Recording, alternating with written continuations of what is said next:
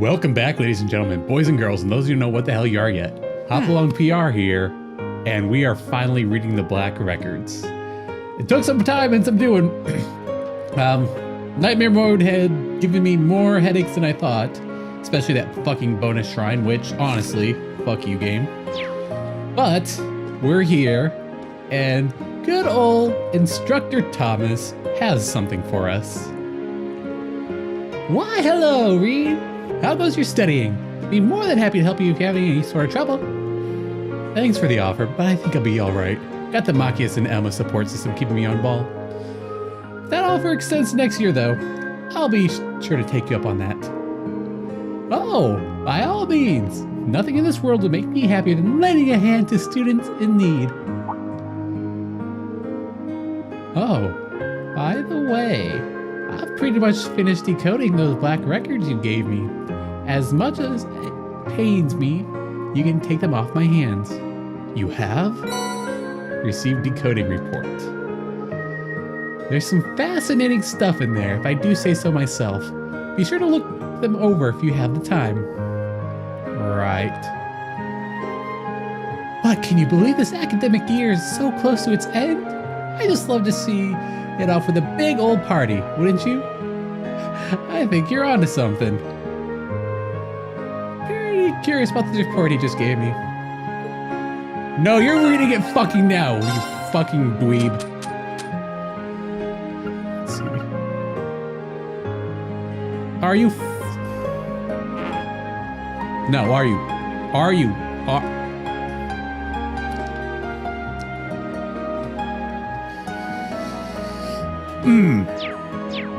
Well, I guess I have to wait a little longer. Oh yes, by the way, staff only. Some storeroom sorts of teaching materials. I can guarantee you all with 100% clarity. Instructor Marikov and Instructor Mary have sex in that closet on the reg. It's just how it goes. Alright, so enough of me bitching. Let me get to where I need to be going. Oh yeah, and since I'm a whore for views, I'll also be showing the extra cutscene. Because y'all know me, I am a whore for views. Oh yeah, I know that nobody was wondering, but I did get to see the final special partner event where Reed deflowered the princess. But yeah, still on the Laura Green ship, 100%. Alright, you lazy fuck stain, it's evening. Holy fuck, I wasn't expecting it to be there. Oh. This is a pleasant surprise.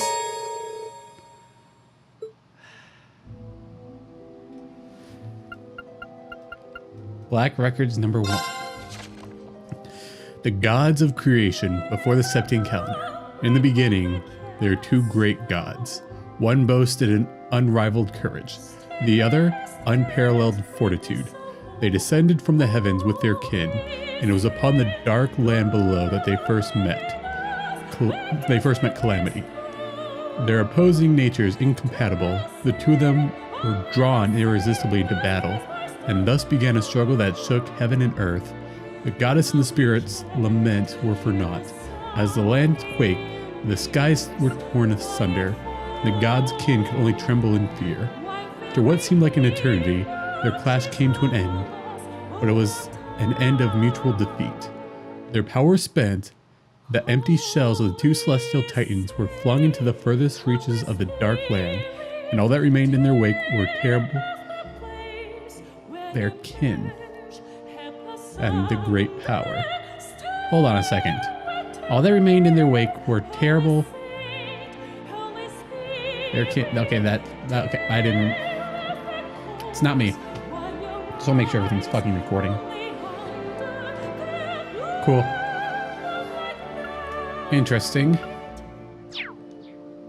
Black Records 1 done. The Dark Dragon, year 371 Septian calendar. 200 years after Heimdall was first founded, ruin rose on monstrous wings from the depths of the earth. His name was Zoro...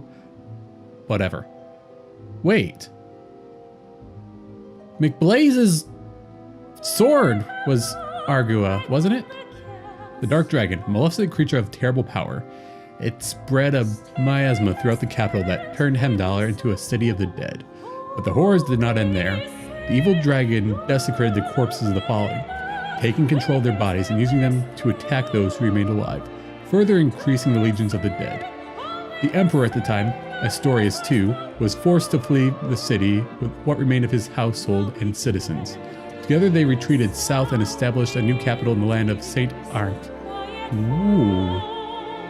For 100 years, the Bane of Hemdalar went unchallenged until Hector I, the 7th Emperor of Erebonia, resolved to capture the city. Time had proved an ally to the beast, however, and the dragon's influence had spread over the surrounding area like a plague. Undaunted, Hector I led an army of brave knights onto the necropolis in an attempt to free it, but through their hearts were steadfast, their arrival was met by a legion of powerful fiends, and their efforts seemed doomed to end in failure. It was then that Hector I had a fateful encounter with none other than the great Vermilion Knight, the Testarossa. The knight recognized Hector I as its master, and bolstered its immense power and countless weapons. The emperor moved once again on the city and the decisive encounter with the Dark Dragon.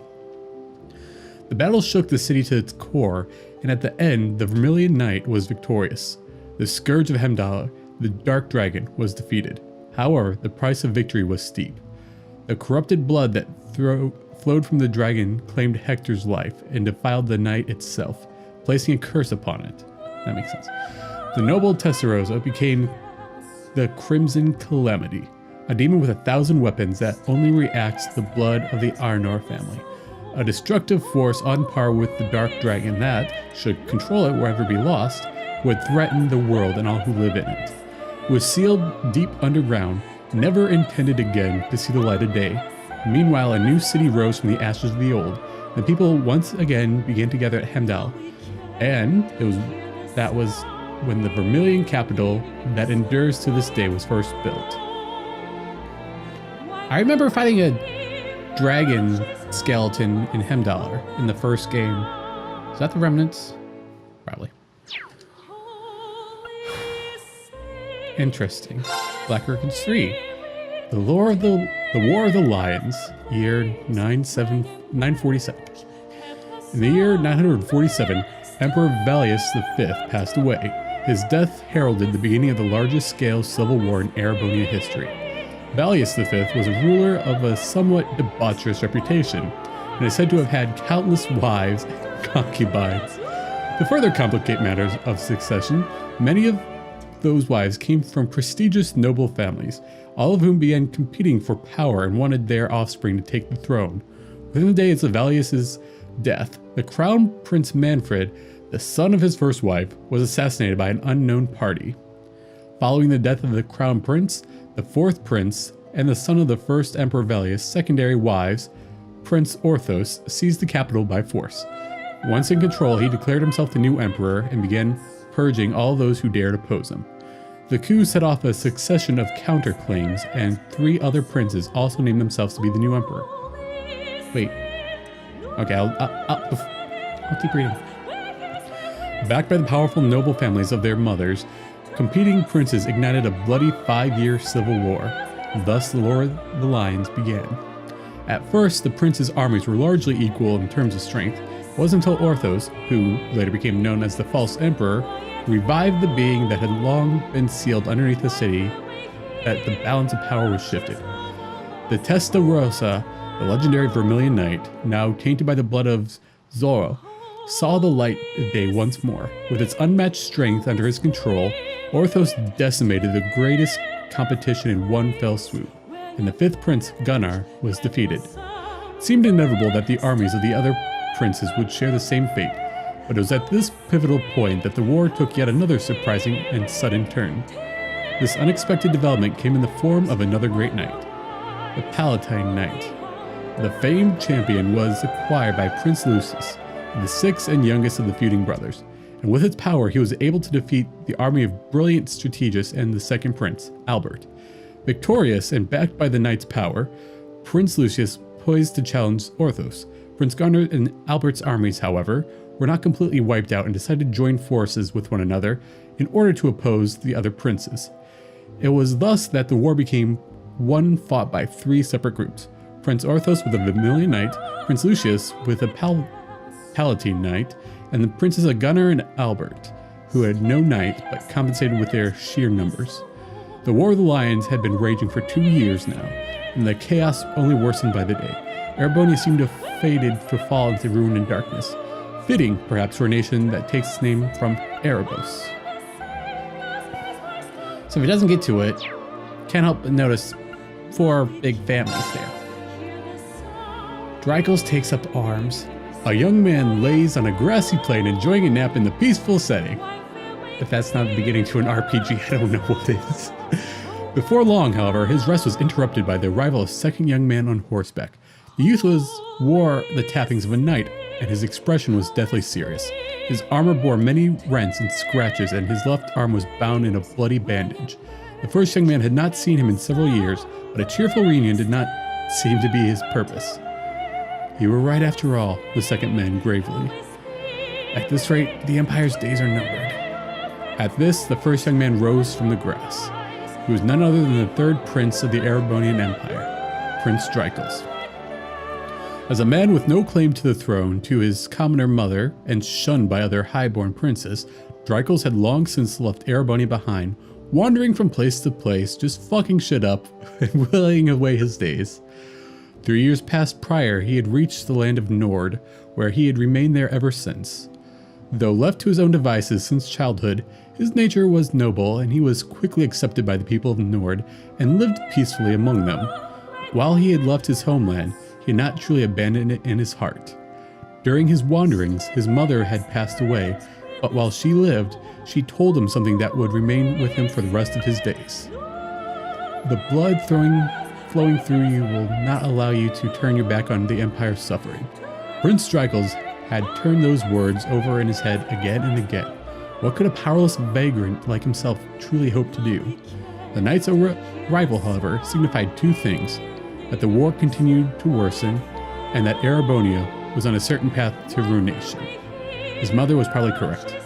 Hearing the knight's words, he decided that it was enough. He could not ignore the pain of his countrymen. That knight, incidentally, was called Roland. He was a childhood friend of Drykos and his confidant. He was also the man who Drykos had left in charge of things in his place before leaving the country. Prince Drykos set about preparing to depart. Before he could finish, he was met by several of the tall knights of Nord, their cross-shaped spears in hand. They too were close friends of Drykos, and they volunteered to accompany him and Roland, fearing that the 2 men alone would not stand a chance. The next morning, the prince departed the village. A mere 17 men under his command. They bade farewell to the people of the settlement, and the elder wished them well. "May the winds and the goddess be with you," he blessed them all. "Fortune favor you all." Alright, interesting. Origin story. Story of dragon. Yeah, War of the Lions begin. Oh, okay. So this is the conclusion. Probably something's gonna blow my mind. Prince Drykos' opponents were the armies of the 4th Prince Orthos and his Vermilion Knight, the 6th Prince Lucius with his Palatine Knight, and the combined forces of the remaining princes, Gunnar and Albert, who had a legion of magical golems under their control. Yet it was he, the illegitimate son of a commoner and the latecomer to the war, who emerged triumphant. His victory did not come without losses, however. During his return to Erebonia, Roland fell in battle. Not long after, however, he met a woman who would change his destiny forever. That woman was none other than the daughter of Count Sandlot, who had hailed from the lakeside town of Legra. Her charismatic personality and peerless skills with the lance earned her the leadership of a band of knights known as the Eisenrider and the moniker Lance Maiden. Her name was Leanne Sandlot. Prince Drykos and Leanne Sandlot may have come from wildly different backgrounds, but their concern for the innocent victims of the war united them in purpose to bring an end to the bloodshed, and it was those shared feelings that made them join forces. The 2 of them, along with their warriors of Nord, the Eisenrider, and all the other peoples of the nation whose hearts they moved, liberated one town after another, and were eventually successful in persuading even Prince Lucius, owner of the Palatine Knight, to fight for their cause. Yes, I know it's not Palpatine, but I'm going with it. Palatine. Palatine, I don't know. At the same time, however, the false emperor schemed to elevate the curse of the Vermilion Knight to even greater power, to godhood. And thus the Vermilion Apocalypse was created.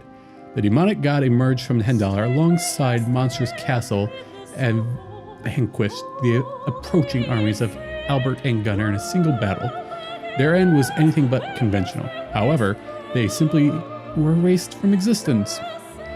Even the Palatine Knight could not contend with such a foe and was felled, and it was decimated all who challenged the false emperor. Countless crimson spirit veins spread from the castle, stealing the very life of the capital's citizens, as well as those in the surrounding area. Defeat seemed like all but inevitable for Prince Drykos, the Lance Maiden, and their followers, but they refused to give up.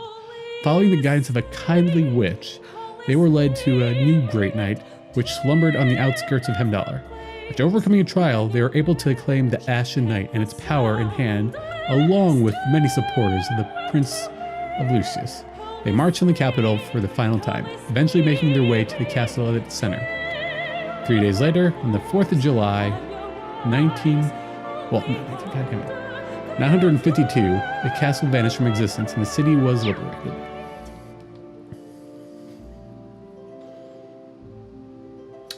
Sounds very fucking similar to what Reen and everybody else just did. History has a tendency to repeat itself. Also, I picked up something interesting, and you guys probably already know by now, but in McBurn's final boss fight, he said something about not caring what Void or Steel had planned. Steel, at first I want to say it was the Chancellor, but no. It's the Lance Maiden, I'd say. And I'm betting whatever her plan is probably the premise of Cold Steel 3, which I won't be able to play for fucking... Sorry, I'm throwing a hissy fit. I want to play that game so badly, but I know I can't. Okay. Also, I had an interesting thought. Is the Grandmaster necessarily evil? I'm not too sure. Sure, they get people who have darkness in them, but that's because those are the people who will do what it takes, regardless of everything else. They don't give a fuck.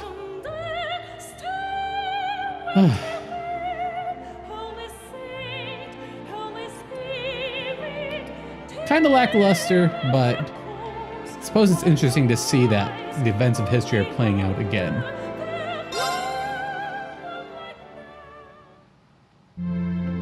Reed, you got anything you want to glean from that? No? Okay. I'll be back with the cutscene. There you are, you cheeky bitch. All right, Thomas. What you got to say for yourself?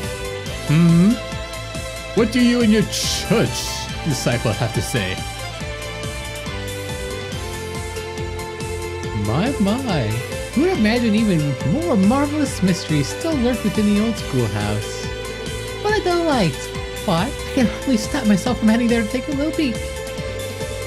That might not be the best idea right now. Don't tell you what could happen in there. Come now, I was only kidding. I wouldn't dream of rushing in to steal the thrill of discovery for myself. But all joking aside, I take it you finished reading those deciphered passages in Black Records I gave you, Reem? Huh? Deciphered? Yes.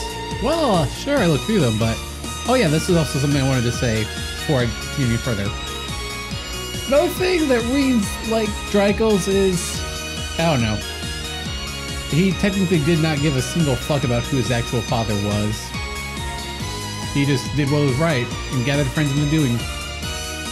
Just saying. What's Rosine doing here anyway?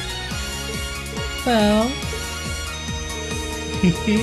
Questions. So many questions. Please, allow me to elucidate. Of fucking course. Oh. I swear to fuck if you're a Grail Slutter. What's going on? So I called out to Valmar that first time. To put it simply, I've created a partition of sorts. The three of us are standing within the only ones can even sense it. Meanwhile, those outside remain blissfully unaware of its existence. So it just looks like we're spacing the fuck out. I don't see why the fuck not. I'll admit, for a moment there, I was worried that Emma and Celine might have noticed something amiss. It seems I still got the touch. Just who the hell are you? And you, too, Bruising? Why are you wearing your habit of all of a sudden? Starting off with the basics, I see. Perfectly fine by me. Who the hell am I, indeed? My formal ties are to the Seppian Church as a member.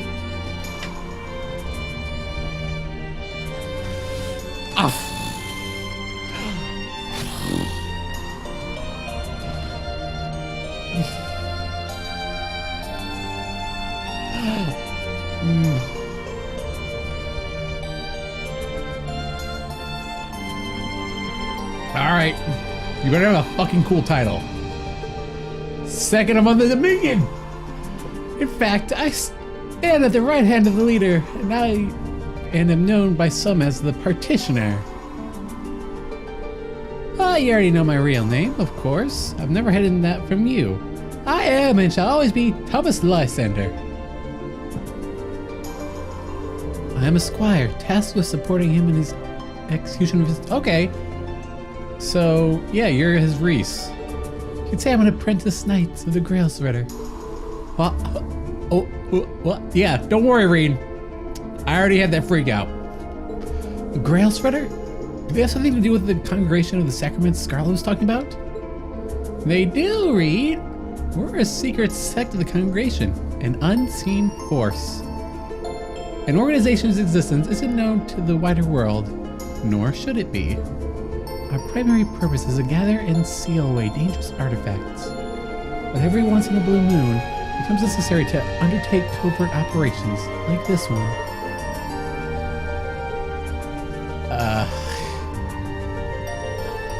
I guess I shouldn't be surprised.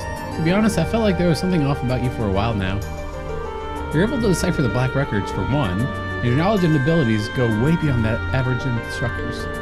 But even still, we would never guess that you were connected to something this large scale. Dominion caught me off guard. And he was a part of the church. But, yeah. Wait, does that mean he has a stigma? Interesting. And with that in mind, what do you want to with me?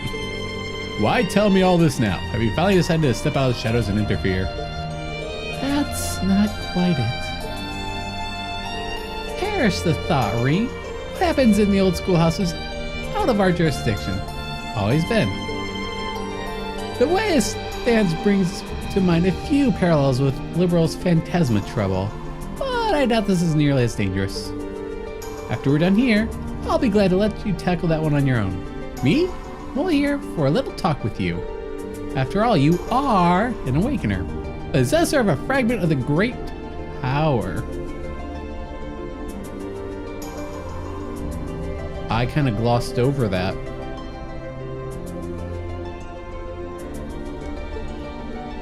No. That's how you say that, by the way.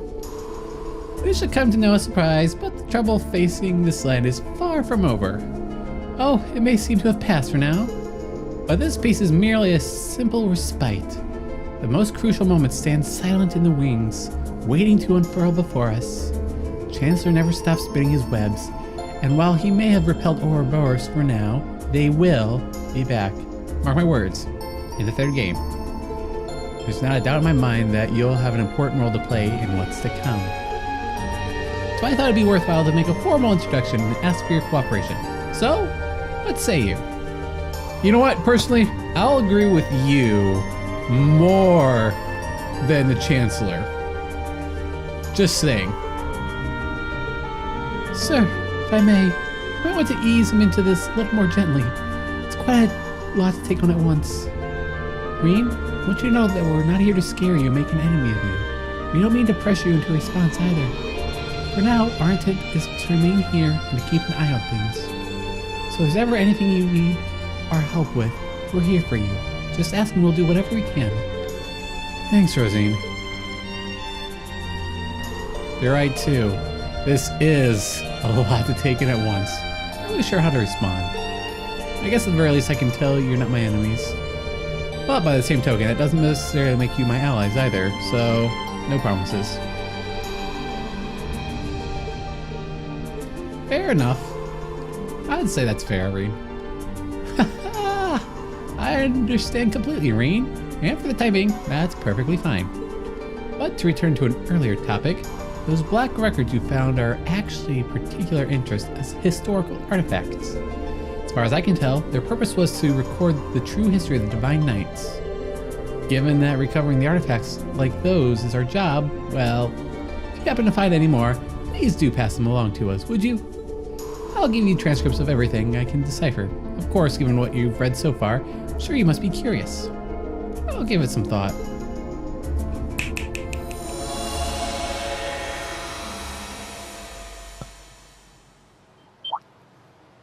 Huh? Yep. Huh? What the fuck? What just happened? So they're all aware that something happened. Of course you will. Glad I had that. Okay, now I will be back with the extra scene before... Oh, there we go. Hello, Truth. Before Laura Ouroboros. That's what it's actually called. If not, I'll just have an extra ending, and I'll speculate and say the things I've been thinking about, so you all can kind of... Actually, don't tell me anything. Don't you dare tell me this goddamn thing, aside from the fact that there's a fourth Cold Steel game in the works. I already know that. I knew about the countdown timer, and that was fucking cool. Also, good for Falcom, because they didn't want to squish all that into 3. They wanted to be precise and give each thing the length that it deserves. Right. So if anybody at Falcom ever sees this, which I highly doubt, you're part of something great. You're a part of the video game movement that needs to happen. Making fantastic games that take their time with what needs to be taken time. Okay, so let me just step off my soapbox here. Okay, so there's this. So, gotta include it. Are you really sure that was for the best? I'm afraid you might have made him even more wary of us. Aha! Oh, that was exactly my intent. I need him to start acting with a little greater awareness of the place in the world that's far more precarious than what he takes it for. That is, if we intend to unravel the mysteries of the two Septarians that once graced this hallowed land.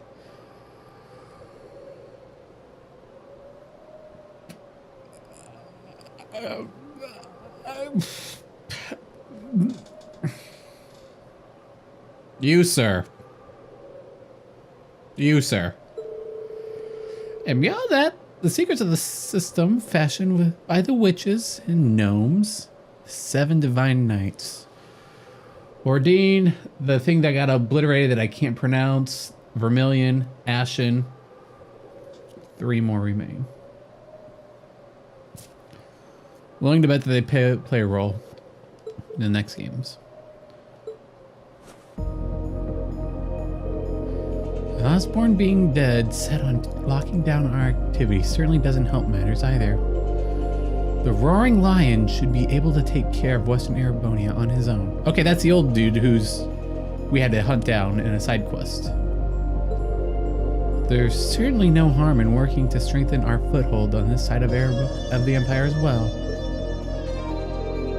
Our work will not be easy, Rosine. Be mindful of that. Yes, sir.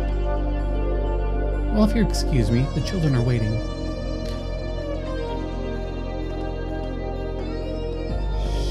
Shit, dudes.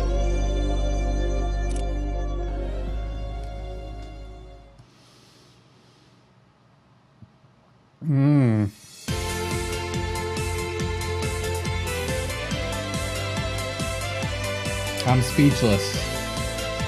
I honestly don't know what to say. Fuck.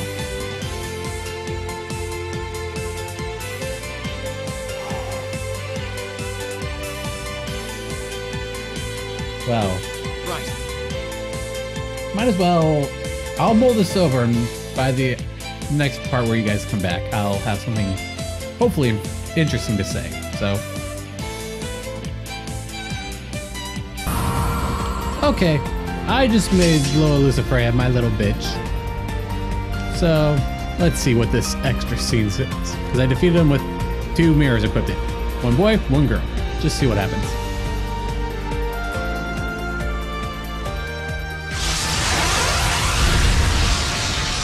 Yes, yes. You fall. Oh yeah.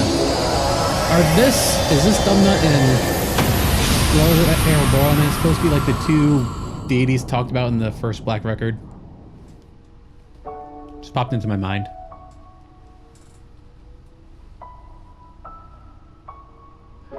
Peace, tranquility, and the snowy mountains. That are clearly snowy mountains and not anything else. Nothing ethereal, nothing desertish.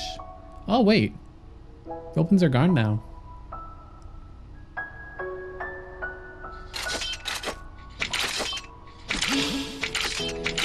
Yep, you did it. Oh, you know. Yes, yes. Laugh maniacally because you just beat a big bad beastie. Can't say I do much different.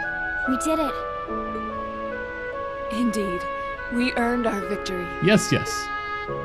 So that's it, I guess. Class 7's over. Yeah.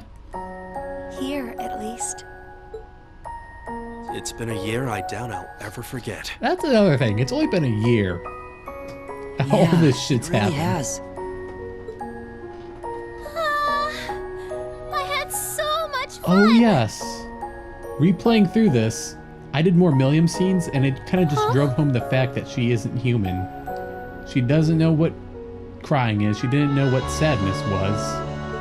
Why am I? Yep. So this makes a lot more sense now. William. Are you? What's wrong with me? I only came here because Gramps ordered me to. So why am I? It's okay. It's okay. There's nothing wrong with you at all. Regardless Oh, yeah. of why you Since came to be here, you're as there's an episode devoted to this but there's ending. no shame in crying. There's when something you that I feel kind of wanted sad. to think about, and it's interesting. Yeah, that goes for us too. I mean, you could probably take the stats and do it that way, but levels in different games don't necessarily equate to the same leveling up system. I.e., the levels that Prince Olivert had gained in the first trilogy might be something a little more stronger than the levels that we're gaining here. Just a nice, fun little thing I thought about.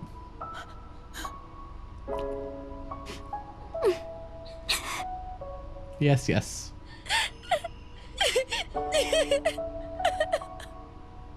Come on. Come on, guys. Knock it off. Oh yeah. How's that fan translation coming for Trails of Azure? I want to play that, goddammit. What a And way it said for everything it to would be end. done by what? December, There's no point Christmas in time? Pretending you don't want to cry too. It's time. Please tell me it's done. Yeah. You're right. Oh yes, there's only one thing that I want to know, and it is extremely petty for Trails of Cold Steel 3. Please tell me a decent amount of shit carries over from game to game. Talking like items, the book with all the information in it. Well, not battles and stuff, but basic information. And of course, if your relationship actually I mattered. didn't see this coming. I can see that as a no, but Yeah. I kind of hope so. Even still. The last one's my main concern. Just so they can set it up again so you can have your pick. When these lovely ladies grow up. Also, I have not actually checked out anything about Cold Steel 3 yet. I'm waiting like a good little boy. Okay, so I think that's... Yeah, that is everything that we had in the previous. There we go.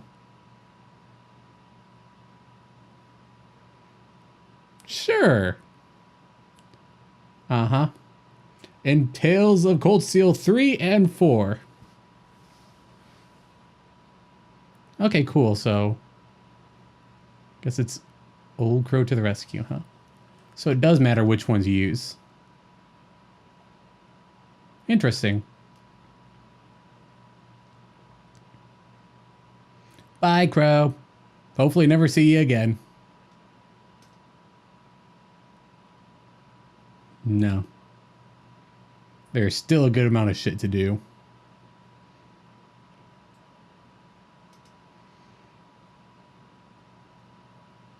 Is that it? Are we done here? I think we might be done here.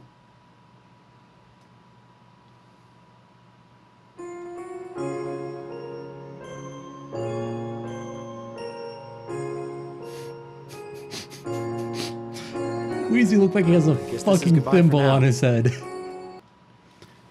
Alright, so yeah, that's it. Yes, there are 2 more Cold Steel games to go. We know. Quit lording it over us. Ugh. So, next game I have a feeling, and please don't say one thing one way or another if I'm right or wrong. I want to discover this whenever they decide to localize it, but it's going to revolve more along the lines of what the Steel Maiden had in mind. And I'd be a fool to write Vita off as we beat her at her best, because let's be honest, everybody has a stage 2. Everybody in Orbos has a stage 2 or 3. Yeah, it's true. Ugh. It was good playing this again. I'm just reminded why I love this game series so much. Hopefully that fan translation is done and I can play Trails of Azure sometime soon. So I can, you know, be caught up. No, that's not even true. God damn it, I'm gonna bitch here. So I'm gonna end things here. So thank you everybody for watching. I don't know how much of the end you're gonna see, but this is definitely it. So if you have anything you want to say, make sure it's in the comments below, and I'll see you in the next video. Oh wait, no, that's not my tagline. God damn it. Thank you for staying weird. There we go. I got it.